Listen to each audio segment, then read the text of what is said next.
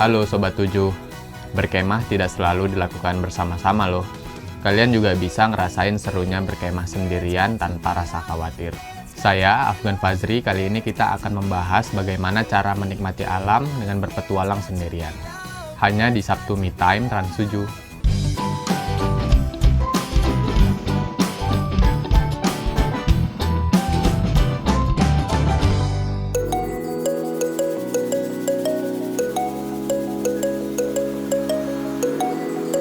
Nah, jadi dulu waktu kuliah, saya sering banget nih camping bareng teman-teman kuliah.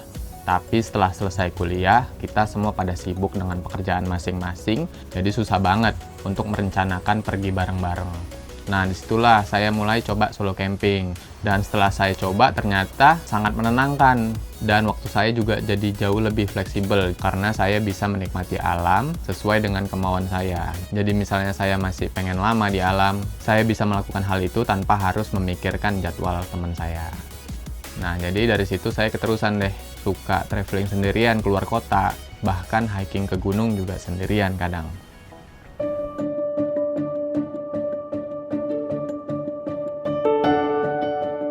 Nah, untuk referensi tempat camping, saya biasanya mencari melalui Google Maps. Jadi, di Google Maps kan ada area yang hijau. Nah, area yang hijau ini kan biasanya terdiri dari hutan, kalau nggak pegunungan ya.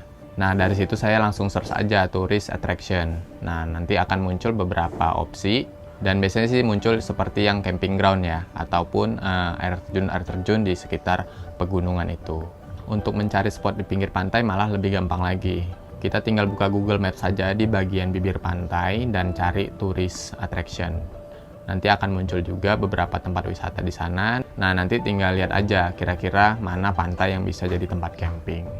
Nah, selain itu, kalau saya pergi camping, saya selalu menyempatkan diri untuk berkeliling di sekitar area camping saya. Jadi tujuannya untuk melihat apakah ada tempat camping lain di sekitar situ.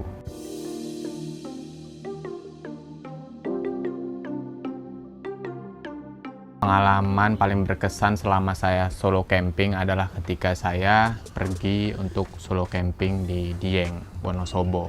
Saat itu saya camping di salah satu camping area yang ada di Gunung Bismo, dan di sana itu emang nggak ada orang sama sekali, jadi saya benar-benar sendiri camping di atas gunung itu.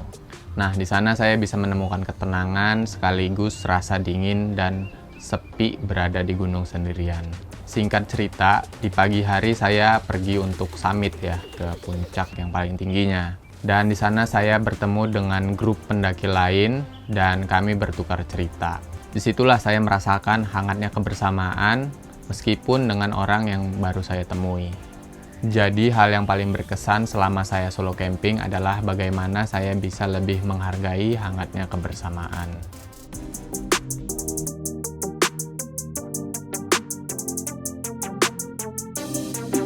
Nah, sebenarnya saya lebih memilih grup camping karena camping bareng teman-teman itu jauh lebih menyenangkan ya. Kayak kita bisa ngobrol, terus bisa bercanda bareng, dan menikmati api unggun di malam hari bersama-sama. Tapi itu tadi, karena grup camping kita harus merencanakan dengan teman-teman yang kadang teman kita juga belum tentu memiliki waktu luang yang sama dengan kita. Dan kalau untuk mencari ketenangan atau healing, saya lebih suka solo camping sih. Karena ya lebih tenang aja pastinya.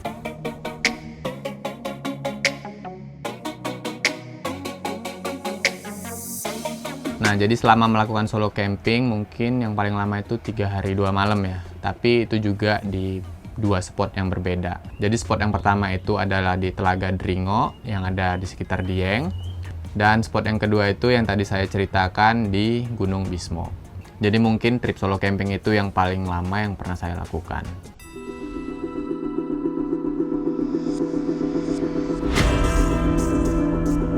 Oke, untuk pengalaman horor mungkin ini hal-hal yang bersifat mistis ya.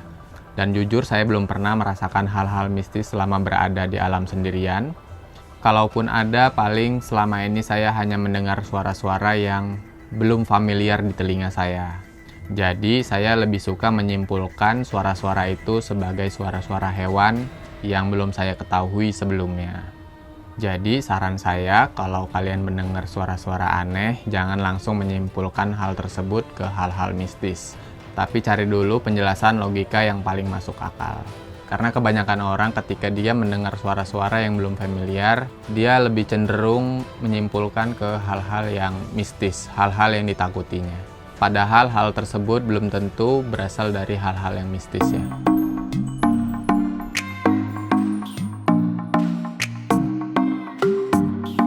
Nah, jadi ada banyak kegiatan yang bisa dilakukan saat solo camping ya. Karena saya biasanya memiliki waktu luang yang cukup banyak saat solo camping, saya pernah mencoba beberapa aktivitas yang saya sukai, seperti leather crafting, atau melukis, membaca buku, atau mungkin bisa juga masak makanan-makanan yang bukan makanan instan ya.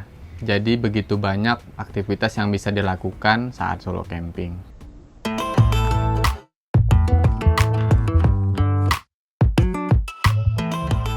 Nah, saat solo camping, usahakan ke tempat-tempat yang aman ya. Jadi jangan terlalu ekstrim ke hutan belantara yang jalurnya nggak jelas.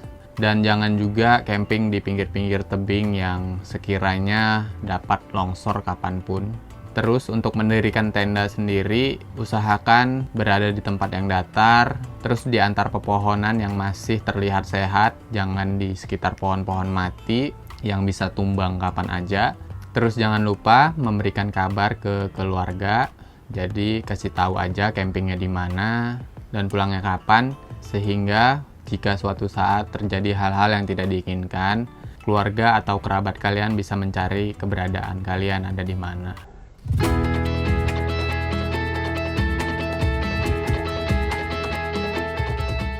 Persiapan sebelum solo camping. Nah, sebelum solo camping, pastikan kondisi fisik itu sehat. Terus, pastikan juga peralatan-peralatan yang kalian gunakan itu berfungsi dengan baik ya. Contohnya seperti tenda, itu pastikan frame-nya dalam kondisi baik dan bisa terpasang dengan sempurna.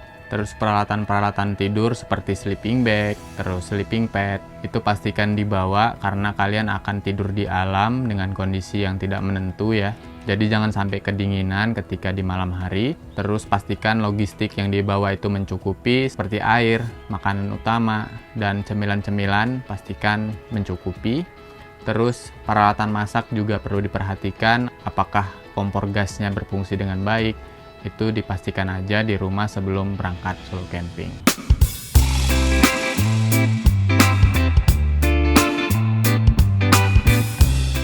Oke, untuk budget sendiri mungkin terbagi menjadi 3 bagian ya. Satunya untuk budget peralatan camping, kedua budget untuk pergi ke destinasinya, dan ketiga budget untuk belanja perbekalan.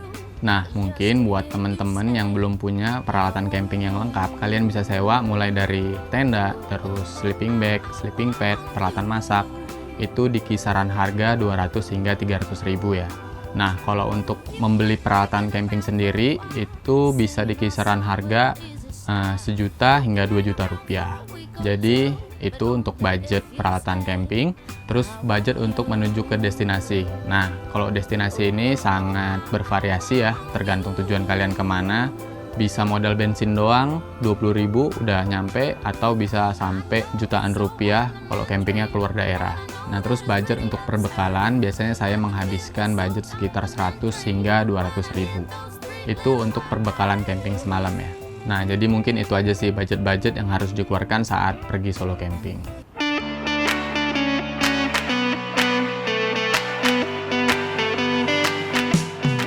Nah, untuk tempat camping yang aman dan nyaman, kalian bisa cari aja di Google Maps dan usahakan carinya itu camping ground ya, yang ada pengelolanya, dan biasanya di sana juga udah terdapat toilet dan warung-warung.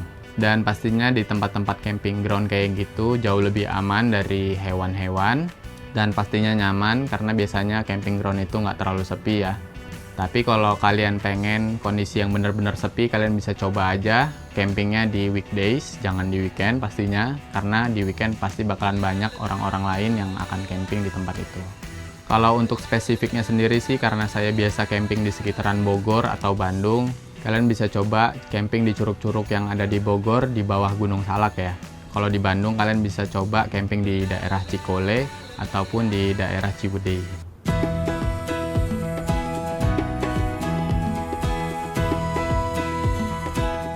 Nah, yang bisa diambil dari perjalanan solo camping adalah bagaimana saya bisa merasakan kedamaian, ketenangan saat berada di alam, dan juga menghargai arti kebersamaan, serta memikirkan hal-hal tentang kehidupan saya.